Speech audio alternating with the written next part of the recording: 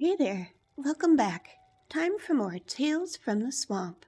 Today, we are going to be reading the last book in the Cheeses of Skyrim series, Whiterun, Winterhold, Eastmarch. I continue my travel journal through the holds of Skyrim with this look at the cheeses of the East, Whiterun, Winterhold, and Eastmarch. Again, for the sake of brevity, I sought to capture only the most noteworthy cheese from each hold I visited. B. Ald Umber, one of the most decadent cheeses of Skyrim, hails from the kingdom's breadbasket, the fertile and expansive Whiterun hold. Though I have to admit, for all of the luxuriousness that one feels when eating Ald Umber, it is neither the most complex nor challenging cheese I've encountered on my tour of the holds. Many assume by the name alone that Ald Umber is an extremely aged cheese in the tradition of Idar. That cannot be farther from the truth. Rather, the name is a sign of how long this cheese has been a part of Whiterun's culinary landscape. I hazard to even call it a cheese, frankly, for its method of production is unlike any other cheese I know. They collect whey from curd pressings, and rather than discard it, they combine it with cream. This mixture is boiled in a wide, shallow pot over the course of many hours. The liquid becomes solid over time, and in doing so, it adopts a pale brown color and caramel-like aroma, hence the name umber. Ghost flesh. The people of Winterhold, at least those who don't practice the magic within the hold's illustrious college, are a simple folk that eke out a living by working the sea of ghosts.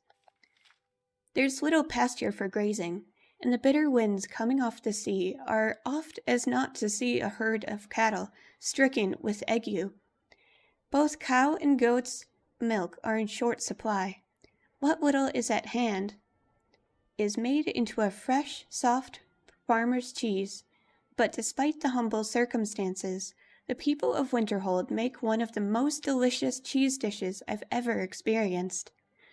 The elderly and the children of the hold, too young to brave the waters of the Sea of Ghosts, spend the day collecting seaweed, which they dry for several weeks.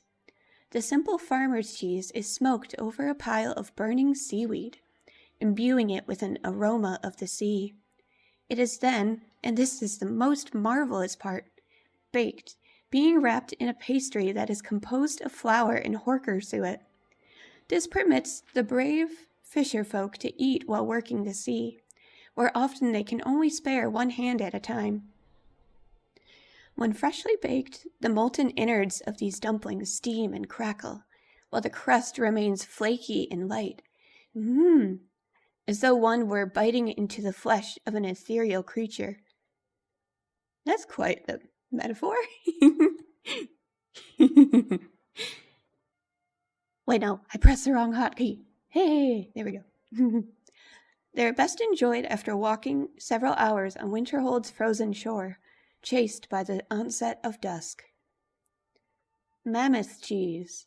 The good people of Eastmarch, who proved such kind hosts to me on my travels, will likely never forgive me for glossing over their contributions to the art of cheesemaking. But given the number of giant camps within the hold's borders, I would be remiss if I did not take this opportunity to wax on the singular dish, mentioned in every bedside fable about Skyrim, mammoth cheese, the single commodity produced by giants. Sorry, I was just thinking about mammoth cheese.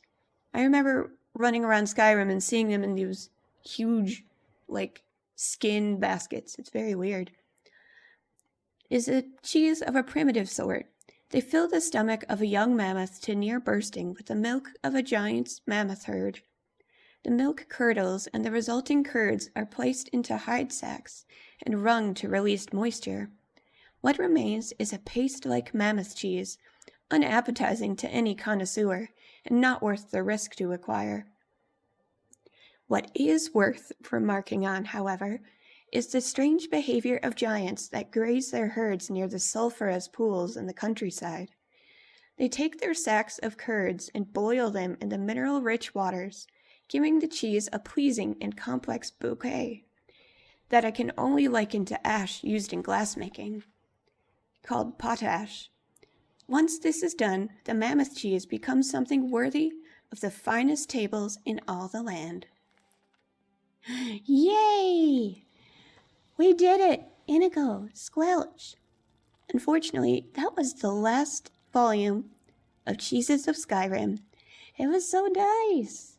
I loved hearing about all the different cheeses. There's so many. I also found a book called Cheeses of Tamriel. It's just one volume, but it'll describe the best cheeses from other regions. I'll have to read that one next time. Thank you so much for joining me. I hope you have a comfy day. Bye!